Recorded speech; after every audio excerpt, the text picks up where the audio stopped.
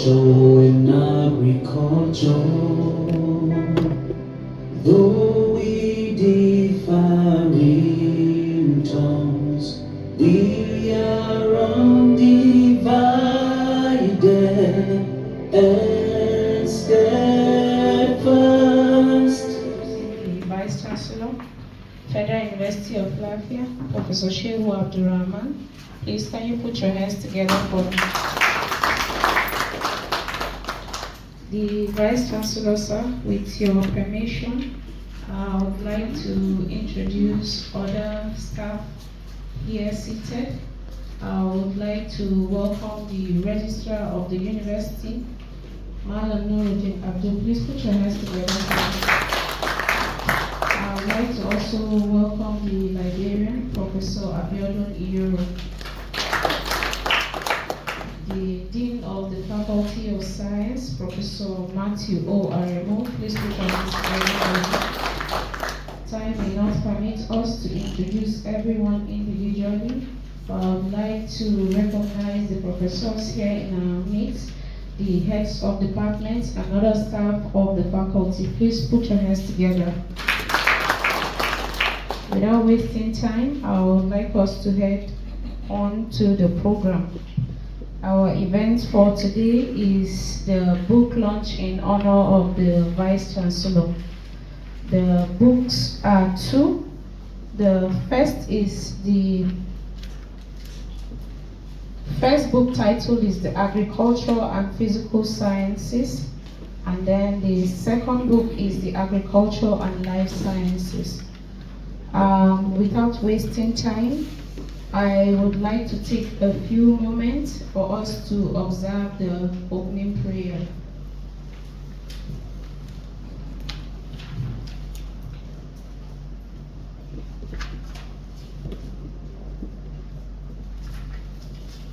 Amen. I would like to invite the Deputy Dean, Professor Ibrahim K. Adam, for the welcome address. Please put your hands together for me.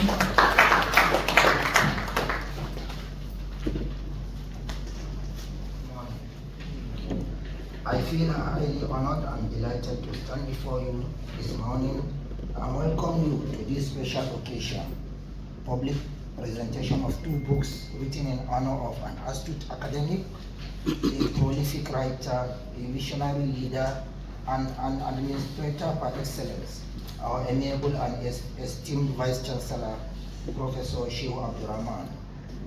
The choice of the titles of the books conforms with Professor Shehu Abdul Rahman's area of expertise as a distinguished professor of agricultural economics and extension.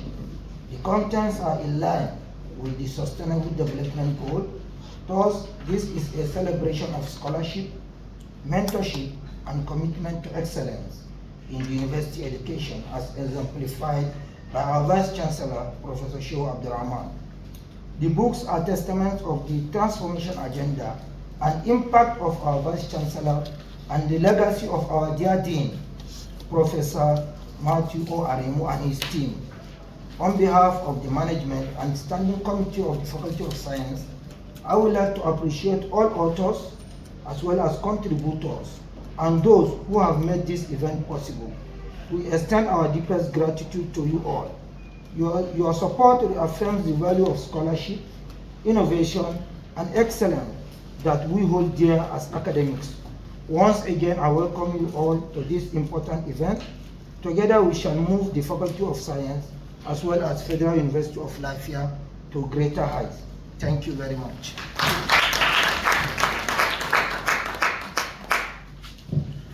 Thank you very much, sir. That was the welcome address from the Deputy Dean. Please can you put your hands together one more time? I would like to, at this moment, invite the Vice-Chancellor, Federal University of Lafia, Professor Shehu Abdul Rahman, for his welcome address. Please put your hands together.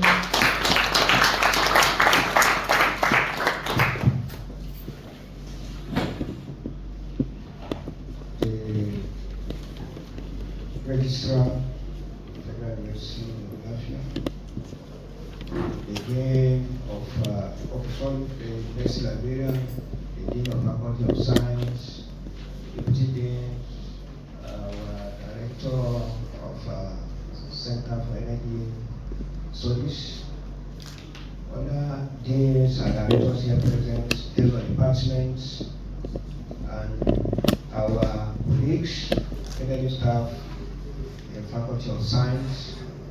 I welcome all of us to this very important event. And honestly, I am also standing to give this address. If you look at it, normally I do sit down to address people whenever it's come to any gathering here to this old Senate chamber. But I'm doing this because today it is not me that this event is honoring, but this event is honoring every one of us in this room.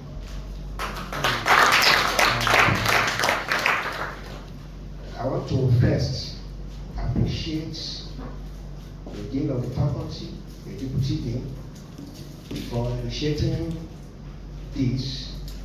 I want to commend the entire staff of the Faculty of Science for support given to this particular project.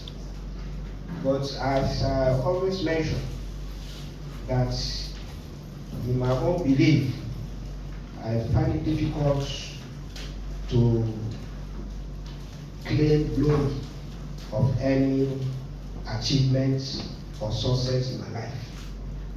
The reason is because I'm a team player. In most cases, I try to collaborate with people.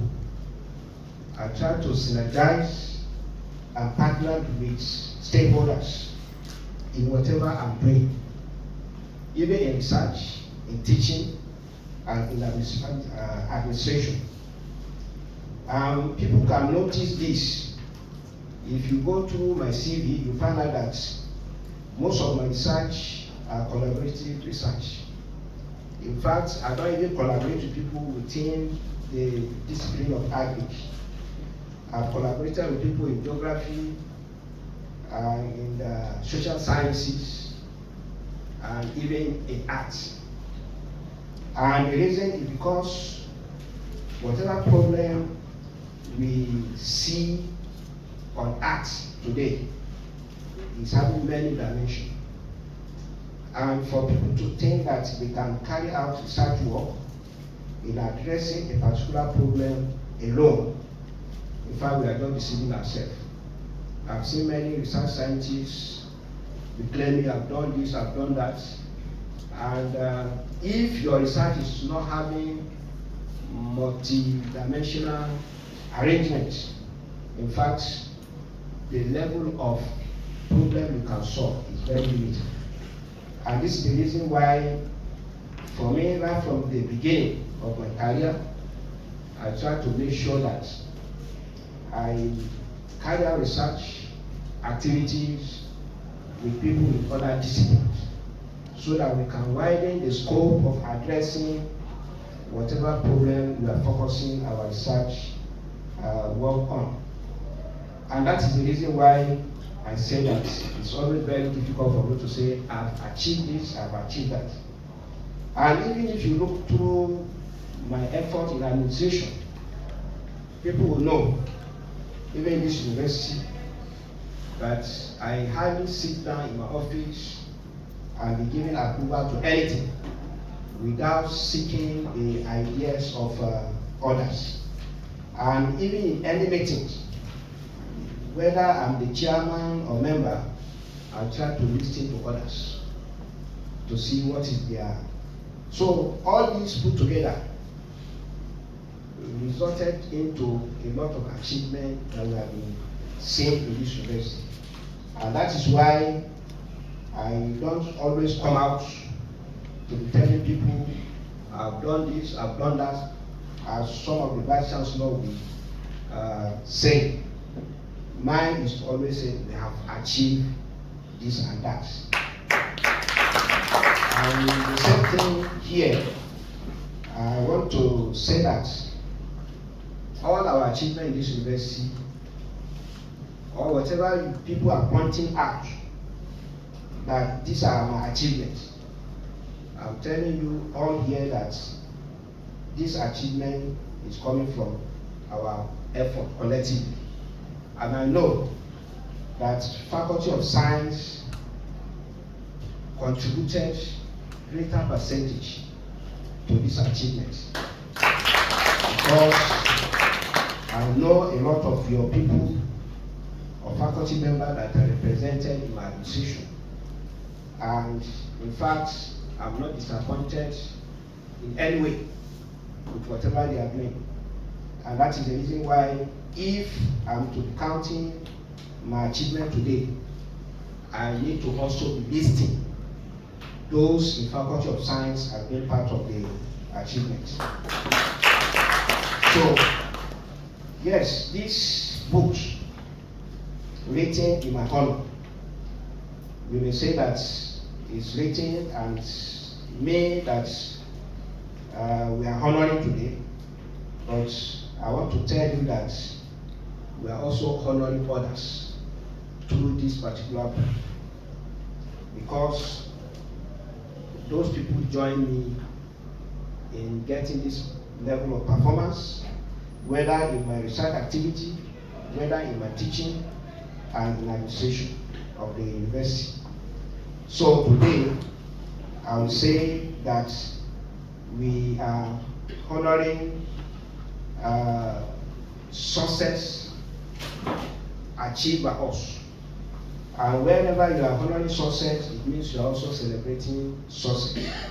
And we know that if you are celebrating success, there are a lot of things you are celebrating, because success cannot come without certain factors being put in place. Today, we can see unity in this university. If we are celebrating success, it means we are also celebrating unity that is in this university. Because if we are not united, it is very difficult for us to make any success. We'll be having the guidance idea, and we'll find it difficult to come together to agree and put effort together to achieve anything. And we have commitment of individuals. You know, even though the level of commitment from one individual to the other varies, but whatever it is, putting this collective commitment together is also one of those things we are celebrating. And apart from that, we are also celebrating peace that we are promoting in this university. We are really promoting peace in this university, and I want to use this opportunity to encourage us to continuously be promoting this peace. I've been telling people that right from the time God created anything in this world, particularly human being, God also created peace. No human being can say he can create peace. You can only promote peace, because God has already created this peace along with us, and it is always here, whether we like it or not. It is we that now practice certain activities or say certain things to destabilize our atmosphere. That's the reason why you now see crisis here and there. So wherever you see any crisis, it's not natural, it's man-made. Because naturally, peace has come to stay in this world. It is for us human beings to promote it. And to me, I want to say that I'm happy in this university we are promoting this peace. So on this note, we are honoring a lot of good values in this university. We know the university itself has core values, and even our gathering here, sitting down here, is also responding to the core values of the university. And I can say here also we are honoring our core values, which means we are celebrating the core values of the university. And as we all know, I've emphasized this several times, that if all of us in this university should just focus on the 3 core values of this university alone and respond to it adequately, we don't have problem with anybody. And that is why I've been saying that the pioneer stakeholders of this university that put these core values together, they've done a lot. They've done a lot of thinking, a lot of brainstorming to bring this out. Many may not understand. You just see these 3 words. You don't know the work that the pioneer stakeholder of this university did to bring this out.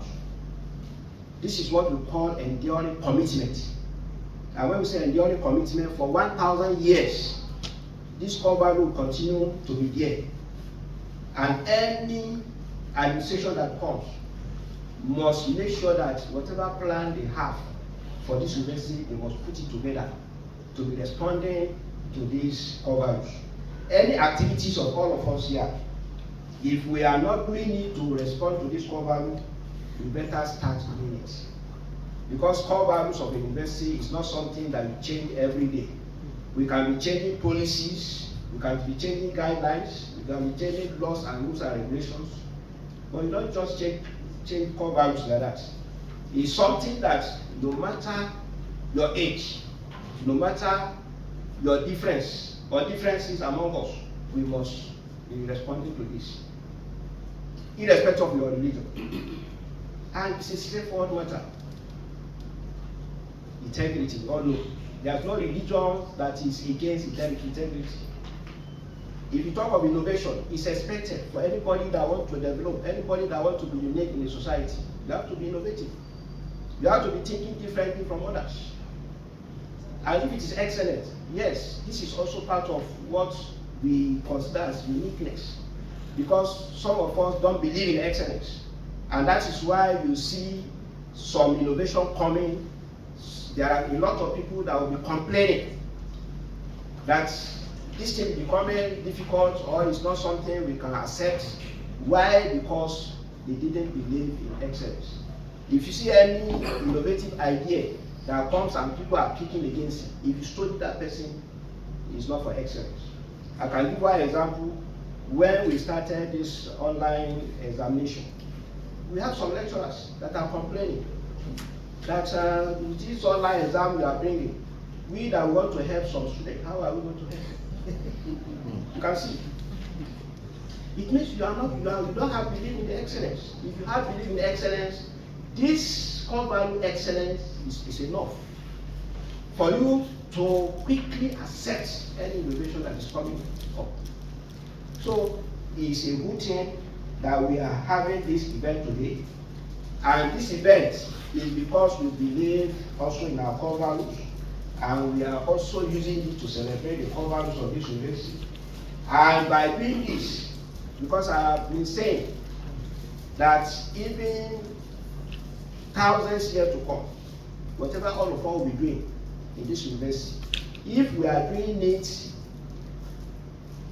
responding to the core value of this university, in fact, whatever achievement we are getting, and we are also celebrating those achievements, we are also indirectly celebrating the pioneer stakeholders of this university.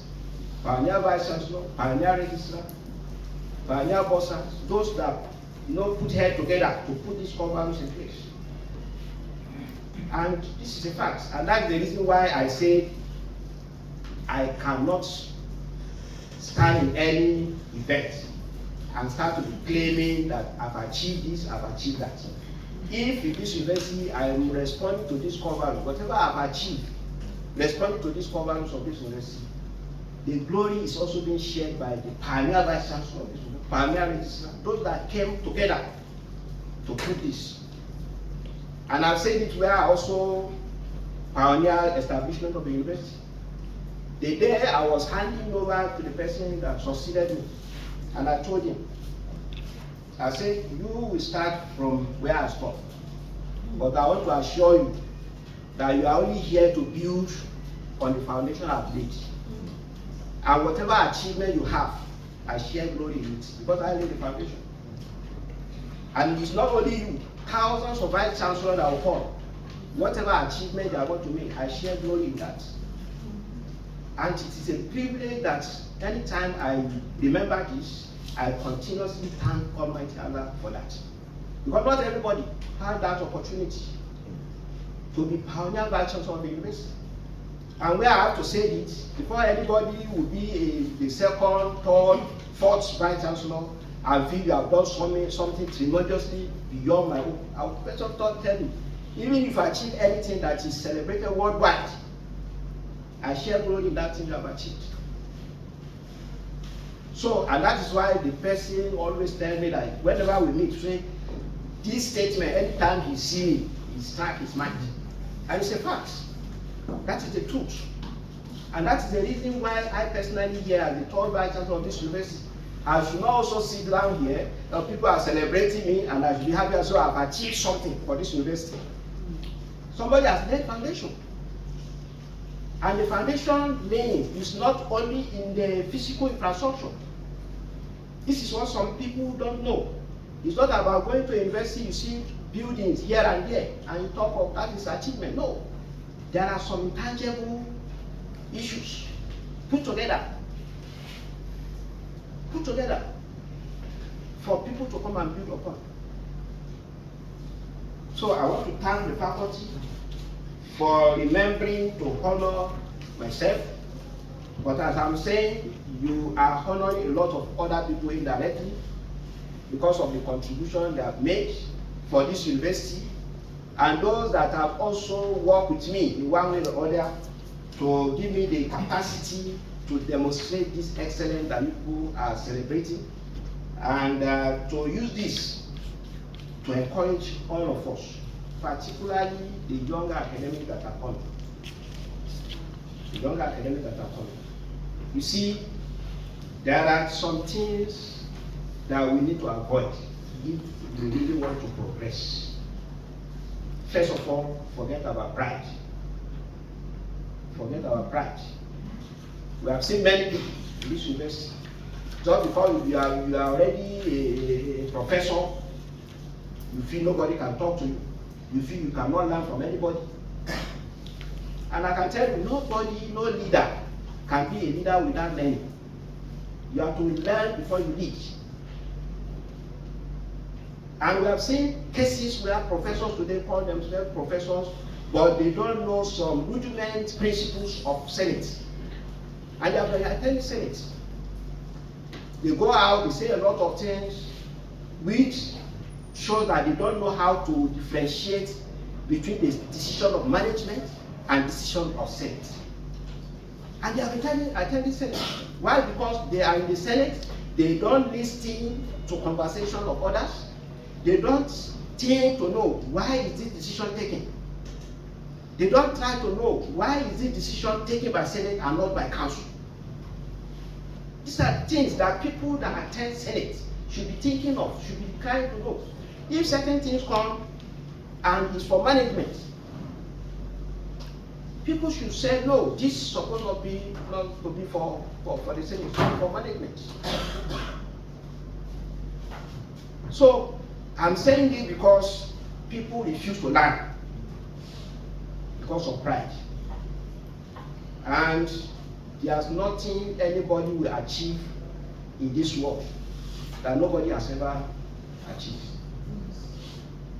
Before you achieve that thing, millions have achieved it.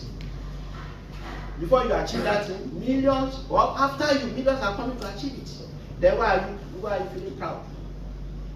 It's only when you achieve something that nobody in this world has ever achieved that you can be showing that you have achieved something. So what I'm saying in this is that anybody working in academic environment needs to be humble. Humility is very important. And to be humble is not easy. You have to add it with patience. You have to be patient because sometimes some people will look at it because of humility, a lot of things will be coming across to you. But if you are the type that's also not patient, you will one day lose that humility that you have. And I'm saying all these things based on my experience. Not because of anything. Just let people learn from this. If you are humble, you are not going to lose anything. But if you are arrogant, you will lose a lot of things. The next aspect of it is the sentiment, which there are people that find it difficult to avoid this in their life. Sentiment, and particularly in an academic environment like this, you need to avoid this. It's easy for you to avoid this. Just believe in capacity and character of people, and that's all. Forget about where they come from, which tribe, which religion. Forget about that. And if you are the type that distance yourself from sentiment, in fact, you have already achieved 50% of success in your activity, on your duty. Because you will be able to manage your time effectively. I've seen many people where just to treat mail, some people use 20 minutes thinking of what to do with a mail. Just because the person that submitted the mail, either is a Christian, you'll be thinking religious wife, or is from north, from south, you'll be thinking some other regional wives of the thing. Or you'll be thinking, oh, I don't want these people to dominate the environment. This university is for people that believe in excellence. You cannot create any class and say, oh, this lecturer is a Muslim. Go and teach only the Muslim student in class. It can't be. You cannot choose a Christian lecturer and say, this is a Christian, let you go and teach only the Christian students. Then, if Muslim Christian students will be in the same class and they will be taught by one person, then you're supposed not to look which religion did that person belong before you send the person there to teach. So we should all have this open-mindedness to excellence. But I've seen the way some of our people in this university carry sentiment on top of their heads. And I know how I fought to suppress this, even with a lot of attack here and there. And I tell you, if I didn't stand firmly to see that I avoided these sentiments, whatever anybody is saying in this university that we have achieved, it's not going to be possible. It's not going to be possible. Yes, and if you say, oh, lecturally, nobody can do away with the sentiment. Let your sentiment now be what? Excellence. That's all. If you see somebody that is not excellent, and you see the person that is excellent, you choose the person that, oh, you have also social sentiment there, and that should be the only thing that should be your sentiment. But most of us find it difficult to do that. And you need to start learning how to do that. And I can tell you, this sentiment issues is rising every day. It's rising every day. And it has reached a peak where some people use it to manipulate system to their own benefits. Somebody will come today and say, I'm a Muslim. You will start to use the Islam to make sure that it separates people that believe in Christianity from Islam, and then by the time he gets what he wants, he center all the benefit to himself. And this is what's happening. And it has come to a point that we are not thinking for others again. We are thinking for ourselves, for personal self. If living in this country, this is what's going on. Our politicians, they are not thinking for their society. They are not thinking for others. And that's why you see they don't believe in any principle. People are jumping from one party to the other. The moment you are not accommodated in a party that's in power, you say, oh, some people are suffering, poverty here and there. This government is not doing well. You want to change from that party to the other party. And the whole analysis is self-centeredness. That's ultimate. And unless we that we are in academic start to think differently, start to think for others. In fact, poverty always expands where people think for themselves. Because the more you are thinking for yourself, the more you are narrowing opportunities that go into society. But the more you think for others, the more you are widening opportunities. And if you are thinking for others, in fact, what you are doing is you are reducing poverty in society. But today we are intensifying this because everybody is carried away with sentiment. And I'm saying this because our university is supposed to be excluded from this kind of community where sentiment is growing every day. And we have seen in some universities what is happening,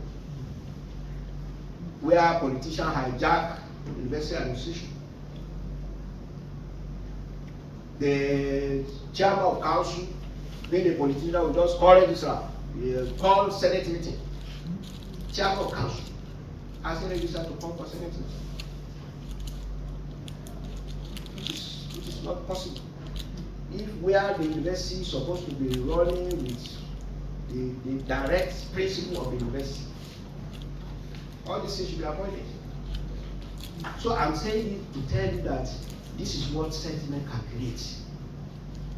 If you should start from the definition of sentiment to the causes of it, to the implication of it, in fact, there are so many things that people can write about it. Every individual here will have one idea or the other about sentiment. So it's high time we sit down to organize ourselves, give ourselves a proper orientation to change.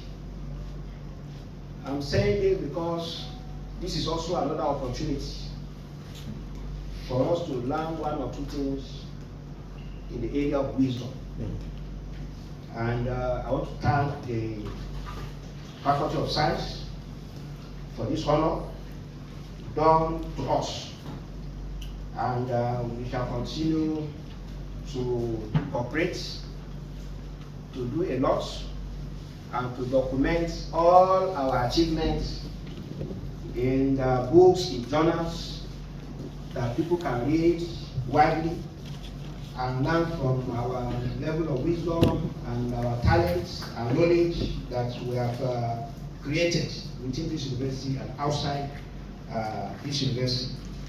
So the Dean and other members of the Faculty of Science are grateful, and I welcome all of us to this very important event. And on this note, I use this opportunity to declare the event open. Thank you very much. Thank you very much, the Vice-Chancellor, for that wonderful opening remark. Please put your hands together again for the Vice-Chancellor. The next segment on our list is the justification of publishing. I would like to invite the Dean again, Professor Matthew O. Rahman, for that segment. We really appreciate what you have been doing. We are here to celebrate our amiable Vice-Chancellor, Shehu Abdul Rahman, on many things anyway. This is a justification. I did said about 10 points here. Actually, it's more than that, but I'm going to summarize them. I mentioned that mentorship. These are the things I gained based on a few years I have had in the university system. So this is what I've gained from you. So I need to mention mentorship. You always delegate powers. In fact, this is the university that I will see that every month you have Senate meeting. If you are not around, you ask one of your DVCs to go and represent you. Last week already from the Senate Secretariat, they sent paper to us. In fact, when they sent paper to me, fear gripped me. Why? Because I'm the chairman of the Senate Research Committee, and I know we have not started. Definitely, the results will not be ready, will not be presented that meeting. That's what. So you will know your role, assignment given to you, whether you are doing well or not doing well. Every month you have your Senate meeting. You always delegate powers, and anytime you can see now. Even when we say that the FUC should give all the remarks whatsoever, you have been talking to us. So, mentorship, what you do, I get that one from you, sir. 2, good relationship between the management and staff and management and students. And observe, if not because of the national strike, you can't have strike, the local here. It's not possible. The way Vice-Chancellor is handling the university administration, guys, it's not possible. It's not possible. I've observed it. Speak up program for the students is not to castigate or to condemn staff. He has been saying it, but just to know what is going on, just to the student to present their grievances, and he will quickly address it. And likewise, staff, good relationship. There's any work unless if you want to deceive your way or you are not an honest person. You will say that PC actually is not a good person. We will have a problem with PC. You can't say that. You can't have a problem with him. As a human being, if he flare up whatsoever, he will not use that one to work against you. But I work in a place that you just have small conflict. That person will punish you. Seriously. Good relationship. Number 3, welfare of staff and students. These are one of the justifications. Just last week, about 2 weeks ago, we were gathered here, the same place here, not about 82 scholars in this university. They are beneficiary of IBR, Institutional Based Research. By the grace of God, 35 came from my faculty. And we will not, if you are going to carry out your research, will you not be happy with the management? You will be happy with our management. Welfare. Promotion as at welfare. Promotion of professorial ranks of last year. It was the first, because go and find out from any university in this country. This is the first university that some of us, by the grace of God, that we have been carrying out assessment, external assessment whatsoever. In fact, there's one that was given to me, that was last month or the other. It was promotion of 2023. It was promotion of 2024. Our Vice-Chancellor has done that. Welfare of staff, and which everybody. In fact, in my place, there's a proverb that if you are in doubt, maybe something so clear or something you are still in doubt whatsoever, but they will say that even pregnancy, unborn baby knows about it. Unborn baby knows what the Shehu Abdul Rahman is doing in this university. Staff development, a lot of in-house training here and there. Everybody knows about it. Just yesterday, I saw paper from e-learning, which I posted in our platform for another training. As I was coming this morning, I saw a banner there, career service whatsoever. Every time training, you developing. In fact, when I put it together, before Madam God, I didn't even know I was trying to see what are the areas actually you have trained for whatsoever. And I discovered that the area I put down is has to do with human development. And that's, thank God. Because if you don't develop human being, it will cause problem for you. Let me share this experiment with you. In my former place, immediate institution Bukari, before everybody was making us about the pioneer PC, that he built house here, he built the house here, he built this and that, they were condemning this man. And the man tried, but this man was actually appointed from the diaspora. He's from River State. There was a time we went to River State. He was doing one burial of an uncle, and all the place officers would bend there. When we got there, I was asking somebody, where is his house? He said he built here, a very big house in Port Harcourt here. They cannot show anything. They are just making up words. Because what I discovered is that he's a very nice man. I call him Baba. He's my father to me. To be honest with you, but the only thing is that he failed in the area of human development. He failed in that area. So if Professor Abdul Rahman leaves office today, unless you are a devil, that will be speaking evil about him. He was making concern. But when he left office, We now discover that this man doesn't even have anything. Believe me, sir, even Abuja where he that whatsoever, he has not even he just started something whatsoever. But everywhere in Bukari, everywhere in Tarapa State, everywhere, they say that this man, or you carry the money of university, but maybe some whatsoever. But thank God for the life of Shehu Abdul Rahman. Then number 5 here, digitalization and blending of training programs. He has mentioned it and I continue to mention. To be honest with you, including things, when this e-learning program was introduced, many people were so skeptical, doubt whether this would work out, but biting here and there, gossiping that this thing that this one introduced was well, but it's doing very well now. Look at online exam. In fact, we were consulting our faculty exam last week or so, and people observed that, do you know the reason why this final year that building was over? Because they are waiting for online, and that is their main mistake. Because online now is very, if you come with this year to come and do us semester, so for online.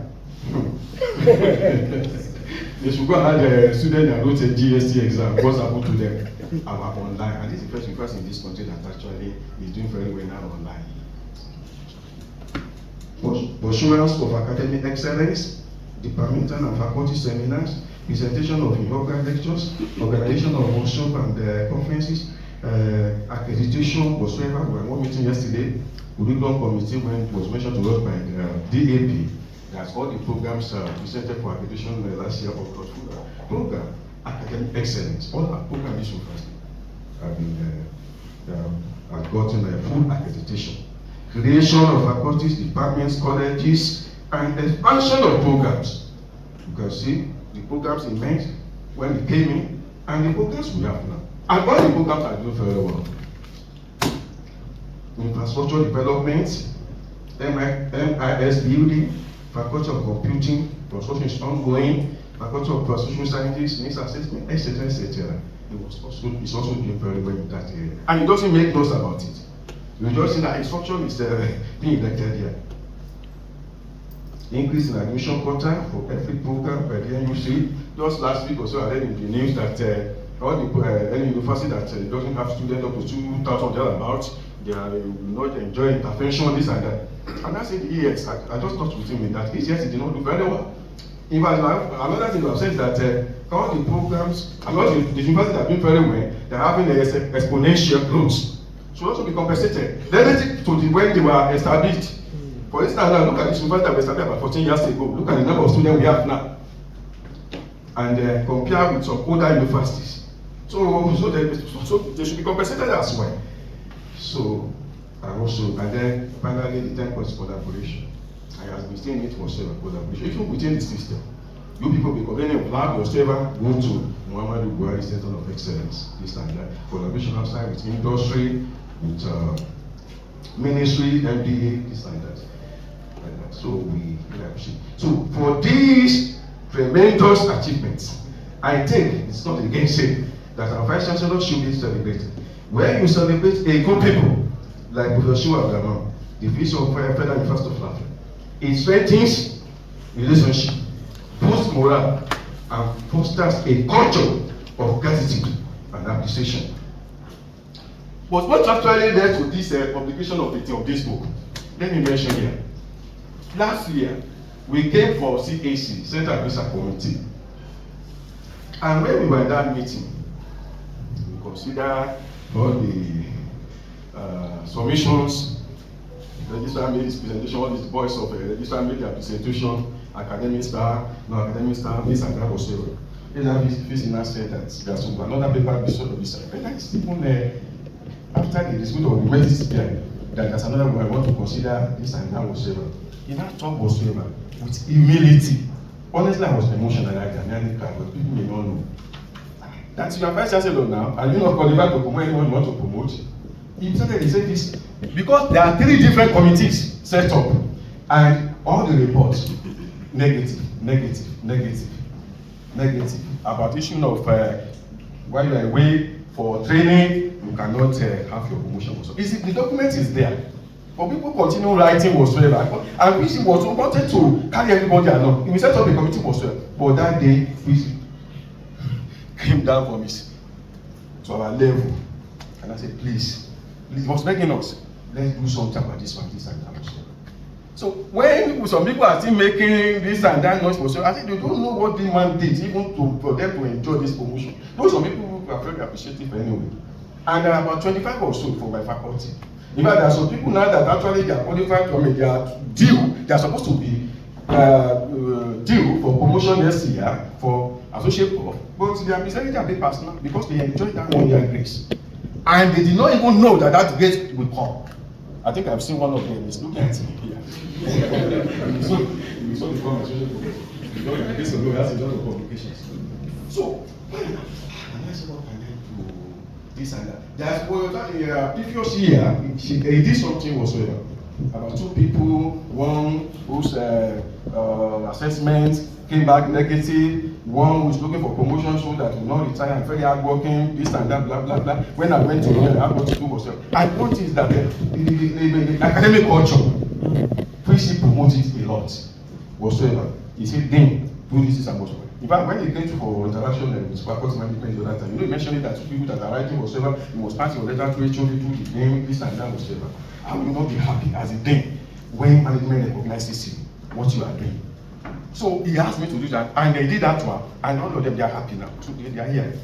So, but this one now, 25 for my faculty.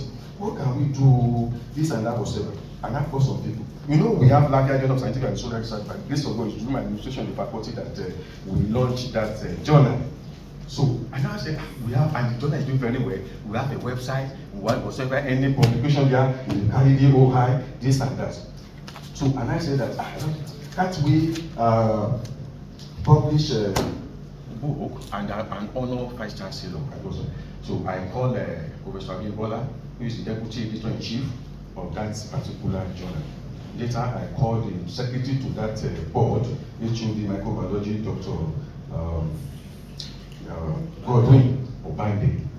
And he agreed with me. They flew along with me. They are perfect with me. And I said, okay, no problem. Dr. Obande, can you go and prepare, because we need the guidelines for this book whatsoever, this and that we can have.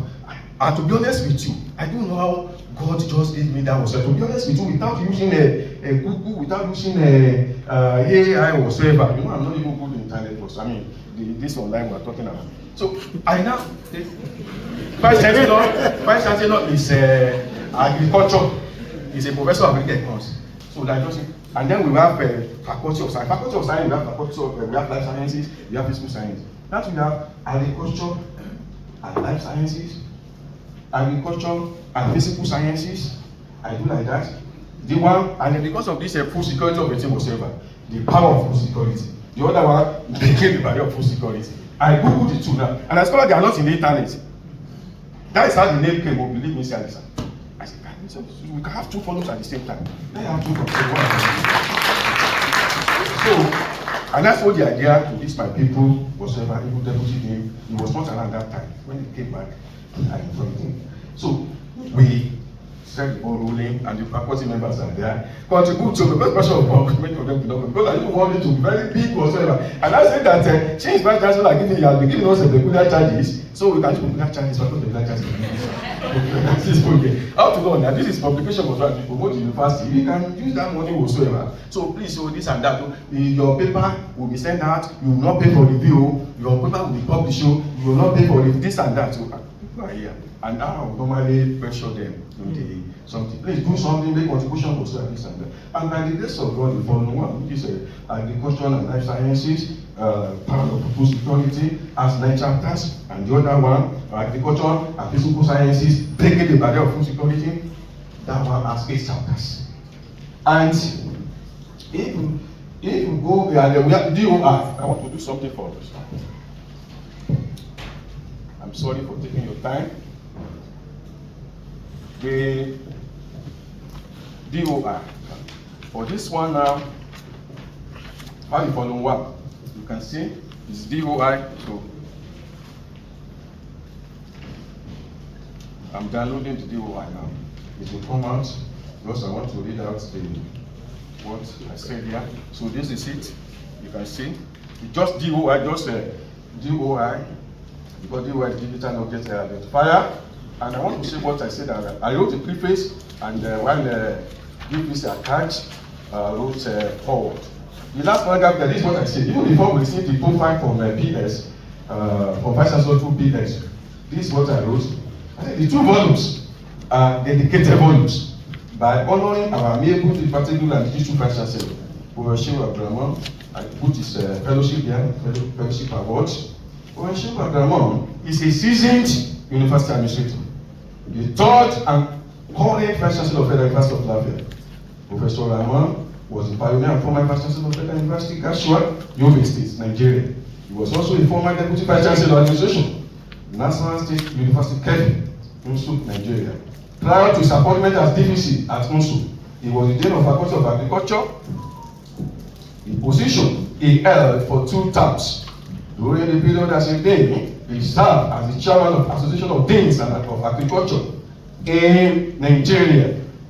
In Nigeria universities for 2 years. Shehu Abdul Rahman is a professor of agricultural economics, and he is widely published. Within the last 4 years as the Vice-Chancellor, he has transformed and taken FULafia to a greater height. That's what I wrote about him before I even got a product for him, because I'm going to the internet to see some of this information here. So actually, that's what actually, these are the significance of justifications of writing or publishing these 2 books for just to celebrate him anyway. To celebrate him. So, but honestly, I want to thank Chief Vice-Chancellor, because when the idea now was getting matured, I went to him and I told him this was what I do, and he gave us permission that we should go ahead. I appreciate you, sir. I want to greet you and your family, what you are doing for this university. I played a lot. I told you, I don't want committee like that whatsoever that for me, where I'm sleeping well now, but with my former place, I could not sleep well. Because Vice-Chancellor will be pursuing other people, will be pursuing their glory. In fact, I was telling my wife, I said, one day I will call this man and they will ambush him. He said that, in fact, my wife said, don't do it. Just leave him. Just leave him. So we appreciate you, sir, what you are doing, sir. And I want to appreciate our university librarian, the connection you given to us to university library, because we have up to 10 ISBA now that we can. So it's just because there is no money anyway. In fact, we should have really, that is why we just do it. In fact, I was to be pleading with my colleagues in the faculty, we recognize you, but let us do it in a key, low key. DPC at times actually is doing very well. It's our own. Anytime you are pushing for anything whatsoever, is the one that actually wrote forward. And in fact, I just want to honor him. I'm aware that it's not allowed. I still put there that let's come and unveil the books, because it's always with us. Anything pertaining to faculty that always help us. And then Professor Abimbola, I think Abimbola is another came from JOS because of this program. Thank you, sir. He's the one that designed the cover, everything like that. It's very good. This is honor of the team, and thank you very much, Dr. Kompande, and you can recognize you as well. Thank you. And all the departments, head of departments, they are also editors. You are recognized. I appreciate all of you. And once again, Vice-Chancellor, thank you, sir. I would like to invite Dr. Obande for the review of the book series. Titled Agricultural and Life Sciences: The Power of Global Food Security. Like my dean has rightly mentioned, it's an offshoot of the existing and the baby journals in the faculty, Lafia Journal of Scientific and Industrial Research, and it's a publication that that journal has been able to do this year, 2025. The editor-in-chief is the dean, and all the other HODs are section editors. For this volume, we have the HOD of Biochemistry, Professor Ibrahim Adam, Professor Victoria Pam, HOD Zoology, Dr. Hawakana, HOD Plant Science and Biotech, and then myself as editors for this volume. Why is this volume important? Let me just point out some statistics to us. The last report by the Food and Agricultural Organization states that about 280 million Africans are currently malnourished. That's about 20% of the population of Africa. And for Nigeria, statistics has it that Nigeria is ranked 110 out of 127 when you look at the hunger index, global hunger index. That's our ranking as a nation, despite the vast arable lands that we have. And out of this population, it is said that about 18% of Nigerians are undernourished, 31.5% of our children under 5 years are stunted. And all of this has to do with the issue of food crisis. But we have the Sustainable Development Goals, I think number 2 and 7, we talk about zero hunger and then responsible consumption and production. So if we want to reverse these statistics, we need to see what we can do as researchers to make food more available and then in sustained quantity. So this particular volume brings a multidisciplinary approach to the issue of solving the problem of not just the scarcity of food, or how to innovatively make food available for the populace, and not just Nigerians. It looks at a global perspective to the issue. Like the dean said, the book has 9 chapters. I'll quickly just skim through the titles of each chapter. Because of time, I won't go into details. The first chapter, nutritional and bioactive characterization of sesame seeds, proximate composition, antioxidant, amino acid profile, is led by Dr. Omami Godwin, and he talks about this very important grain that we use for a lot of things, how it can improve or add to nutrition. The Deputy Vice-Chancellor Academic Affairs wrote on science and sustainability, a roadmap for global food security. That's the second chapter. And she brings a very interesting look to the issues surrounding policy structures and framework as it affects climate change and a lot of other issues that endanger the production of food and making it sustainable and available for the populace. The third chapter was written by Dr. Tina Paul Disu, and he talks about this very important set of microorganisms, endophytic fungi, that live in the tissues and on the tissues of plants, and how they very importantly help the development of plants. The fourth chapter was written or is led by Dr. Braka Shembula, and he talks about this very important biotechnological tool, which are Genesis. What it does is that it enables plant scientists to be able to create genetic variants of plants for improved variety, resistance to some of these conditions that can affect food production. And it's a very interesting chapter to read. There is also the chapter that talks about density and morphological studies of maize varieties exposed to iron oxide nanoparticles. So you see, the life sciences here has a handshake with the chemical sciences. We now talk about nanoparticles, not just for health, but their application in improving plant varieties, especially a grain as important as maize that we cannot do without in this country. And then there is the chapter that talks about the role of agricultural biodiversity in combating malnutrition and non-communicable diseases. That's a scooping review, another very rich article led by Stephen Aremu, and it talks about how biodiversity helps to reduce malnutrition, the different roles and different components of the ecosystem plays in this very important issue.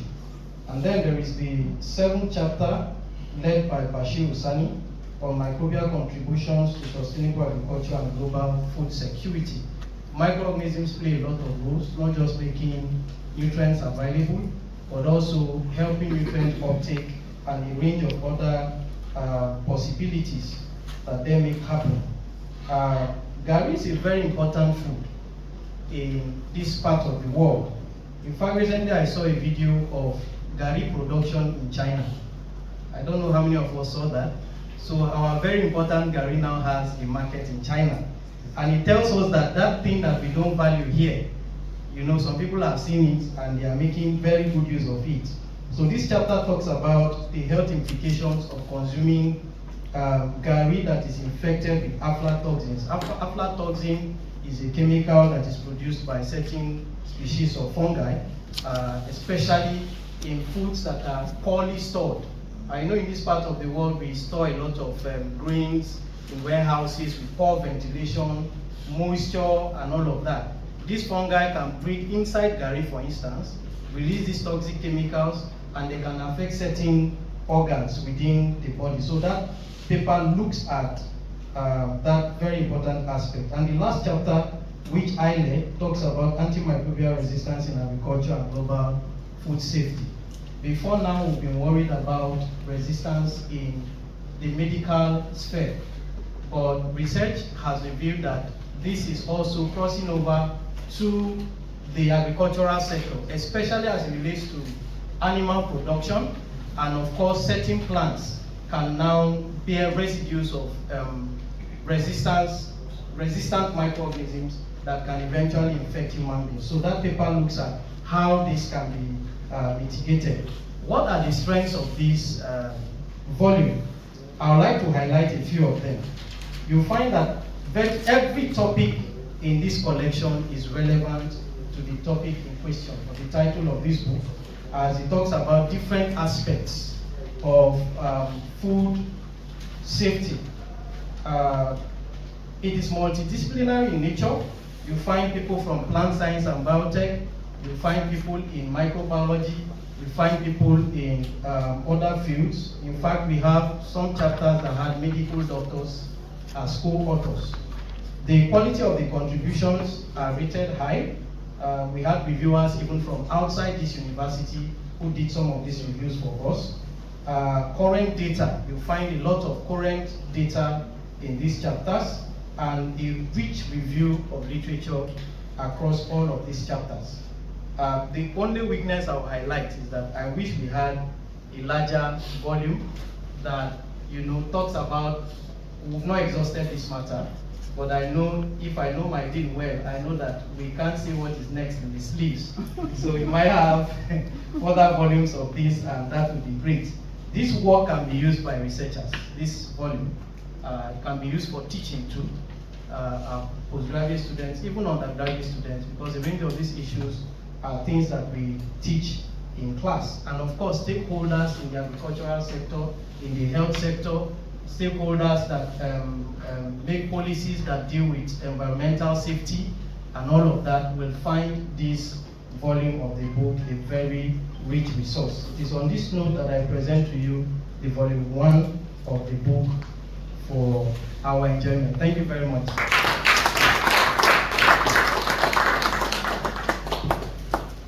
Thank you for giving me this opportunity to review this book titled Agriculture and Physical Sciences, Breaking the Barrier of Food Security. This is the volume 2 in the book series of the LDSIL. And the book is in line with the idea of our amiable Vice-Chancellor. I've been opportune to always listen to him, and he said the same thing today, that researchers, academicians, should try as much as possible not to cocoon themselves in their area of studies alone. They should always try to extend and diversify into other areas. And this book has shown that physical sciences can also be used to secure our food. Sir, permit me to just use a little bit of local language, Yoruba language. There's a proverb that says, tí oúnjẹ bá ti kúrò nínú ìṣẹ́bùṣe. It means if food is out of your problems, then your problem is over. And that's what food security is all about. When you know that there is food for you tomorrow, your today is as good as anything. And that is what this book has portrayed, that we can use physical sciences to ensure that our food for tomorrow is still there, and we should rest assured. The book was edited by professionals in their fields, drawn from physical sciences, of course, headed by the editor-in-chief, Professor Matthew Oladeke Aremu. And the team of editors are Professor Ibrahim Garba Basi from mathematics, Professor Abdullahi Yusman from chemistry, Professor Amos Idzi Ambo from chemistry, Professor Oladiran Johnson Abimbola from physics, Dr. Nuhu Degree Umar from geology, Dr. Johnson Akiade Bamikole from physics, and Dr. Ayemi, using Yoruba for that one, formerly Abba. These are professionals who have ensured that the quality of the submissions for this book are in line with the aim of the book. The book has precisely 8 chapters that talks about various things to ensure that our food security is guaranteed. Chapter 1, which titled Analyzing the Impact of Agricultural Subsidies on Peasant Rice Farmers' Productivity in Nasarawa State. Minister to take that obligation. Thank you very much. Please put your hands together for University.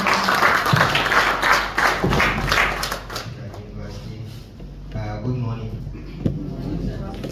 On behalf of the Vice-Chancellor Professor Shehu Abdul Rahman, the management of the university, the dean and his other staff of the faculty, and other staff of the university and students, we'd like to unveil these 2 books in honor of our Vice-Chancellor Professor Shehu Abdul Rahman. Before they are unveiled, we'd like to pray that the 2 books will be beneficial to staff and students and the and all the other staff of the university and students and humanity in general. Thank you so much.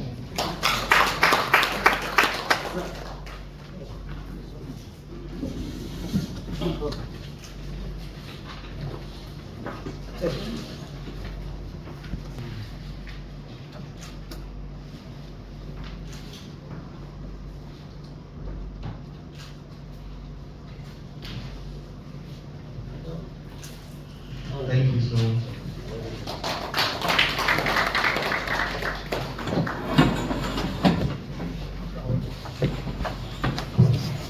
Thank you.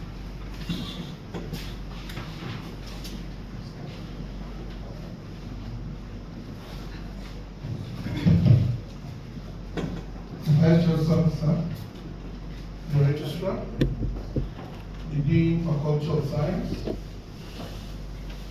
other deans and directors here present, distinguished colleagues, good afternoon to you all. Education are no longer here where necessary. Then the farmer's harvest is equally no longer commensurate with what they have sown. Insecurity is equally there, and of the opinion that this book will really assist in providing solution to the issue of food security in the country. Equally of importance is the man in whom honor this book is being written. Mr. Vice-Chancellor is a man of honor and integrity who deserves this kind of an honor. And I'm sure more honor and accolades are still coming up to us. Mr. Vice-Chancellor, sir, I want to congratulate you, sir. Let me equally appreciate the Dean of Faculty of Science and his team, or let me say the faculty as a whole. I'm not too surprised, just like a friend will always say, Faculty of Science, know the carry last. In my own case, I want to say, Federal University of Lafia Faculty of Science is a Faculty of Science and other faculties.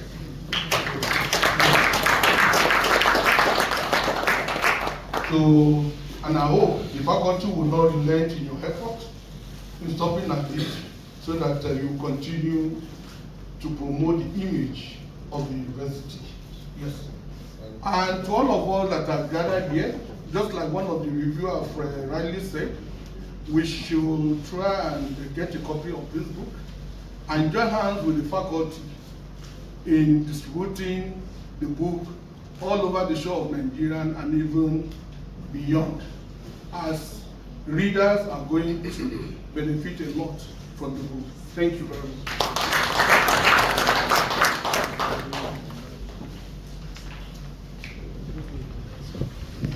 And all staff of the Faculty of Science.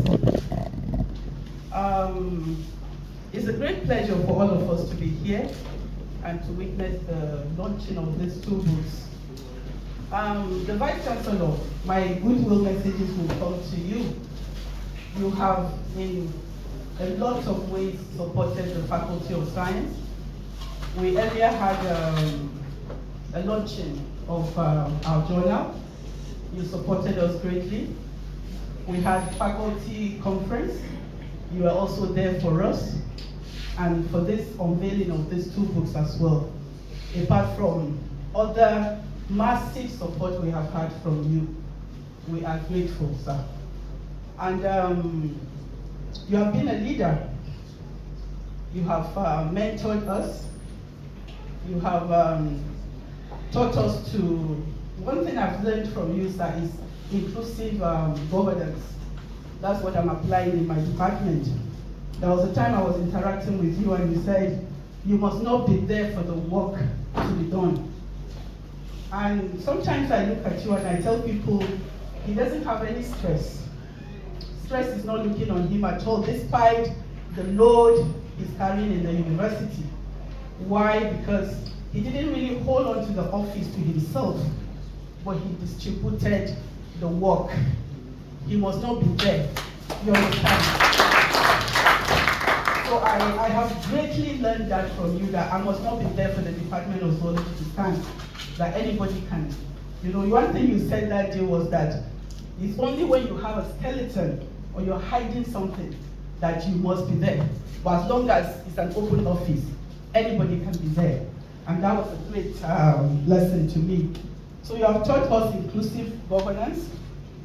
You have given us listening ears. You are always there when we knock, although Bashir sometimes will tell us, no, we cannot see you.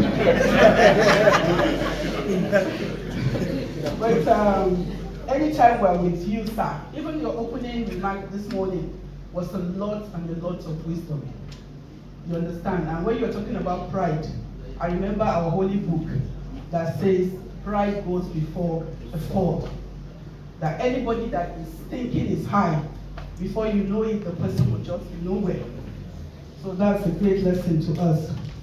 Another thing I've learned from you, sir, is there was a time you said that you cannot bring a problem without a solution. That anytime you're thinking about a problem, you must think about how to solve that problem. And that has also helped me a lot. Given opportunity, I know a lot of departments here will have things to honor you with, just like the faculty is doing today. And I know presently my department is planning something in your honor, and it's going to be soon, sir. It's going to be a prayer, the goodwill message for you. The Holy Book again says that show me a man who is diligent in all that he does. That man will stand before kings. That man will continue to go higher. That man's path will continue to shine brighter. And that's my prayers for you this morning, sir. And we all know that your administration is coming to an end. And our prayer again for you, sir, is that you end well. And we will be, our ears will be itching to hear more and brighter and bigger opportunities for you open. Yes, sir. So thank you so much, sir. And you will end well to the glory of God.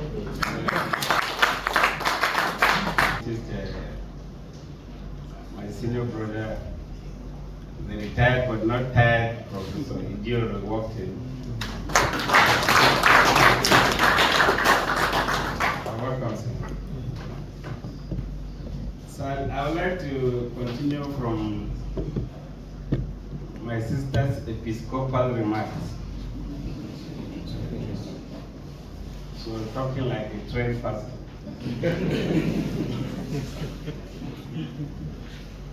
So I think my goodwill message will be nothing less than commendations. And I think a lot of commendations have already poured in. And when it is repetitive, it is not in any form a way of praising you. I think the subject matter is just simple, that most of the words that have been said about you is what many of us can attest to it. This morning you demonstrated leadership, and it's uncommon to hear a leader say some of the things he said this morning, especially with respect to the foundations, giving glory and praises to the foundations which you met on ground and you're building on. I think that's very, very fundamental, and I would like to really commend you for that kind of perspective. Having said that, the ideas that was instrumental to these publications are very, very sound, and the Dean took time to express how it all came about. And I would also like to appreciate my colleagues who, especially the sectoral editors, the reviewers, and most especially the contributors. Because against diverse challenges of responsibilities, they were able to still create time to be able to put down their thoughts in what we have in these books.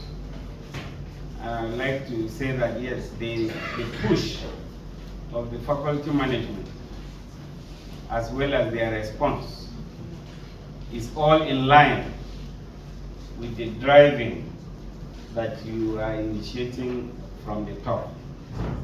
And we believe that at the end of the day, those that have responded, you see the effects positively.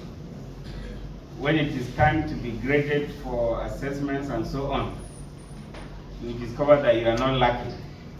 Meanwhile, you have contributed in projecting the image of the faculty And I would like to say this is what scholarship stands for. And when colleagues are, especially younger ones, respond like this and they are engaged, we will have less of the kind of gossips that are very obvious temptations within our working climates. And I would like to encourage that even if when the openings are there for subsequent editions or versions of these books, many colleagues will need to key in. Actually, it's a very important intellectual product, because from the comments of the sectoral reviewers, you can really see how intellectualism is playing out. You can see clearly that things that look abstract are being engaged into practical solutions. And I think that is how knowledge is supposed to be advanced. And I'm so happy that Faculty of Science is driving it. And a Liberian was so generous in alluding to that. And I think the Vice-Chancellor did not also mince words when he said that the Faculty of Science is contributing so much in terms of the progress he has made in his administration. And we don't want to take those words for granted, sir. We appreciate the compliment, and I assure you we'll continue to do better. We'll continue to put in our best, even to the end. I think on that note, I would like to appreciate the opportunity to say these few words. Thank you very much. Thank you very much, sir. The next item on our list is the vote of thanks. But before then, let me... Good morning, sir. Please permit me to say this, that on behalf of the staff of the Faculty of Science, we sincerely express our gratitude for your presence at this occasion and gracing the occasion as well, sir. Together, we all here are saying thank you for that willingness to accept this honor. Thank you so much, sir. Thank you also, sir, for the enormous support you've always given to the Faculty of Science. You've always been there for us, and your doors are always open to entertain us, even though I stand to refuse what my senior professor said earlier. Bashir has always made the door open and gesture. Thank you also, sir, for the contribution in enhancing the quality of education in FULafia. We can always be proud to say that we are moving forward. Thank you so much. A very big thank you also to the management team for your kind gesture and support. To our dean, thank you so much for conceiving this idea and then sharing with your management team. Thank you, the editors, our HODs, the sectional editors for reviewing this, editing the books. Thank you, our colleagues, the staff of the entire faculty, teaching and non-teaching staff. All your contributions are important. Thank you. And then to the students, thank you. To the media team, thank you. Thank you, everyone. Thank you. Thank you very much, ma'am. With this, we have come to the end of this event today. I'd like us to take a few moments to observe the closing prayer.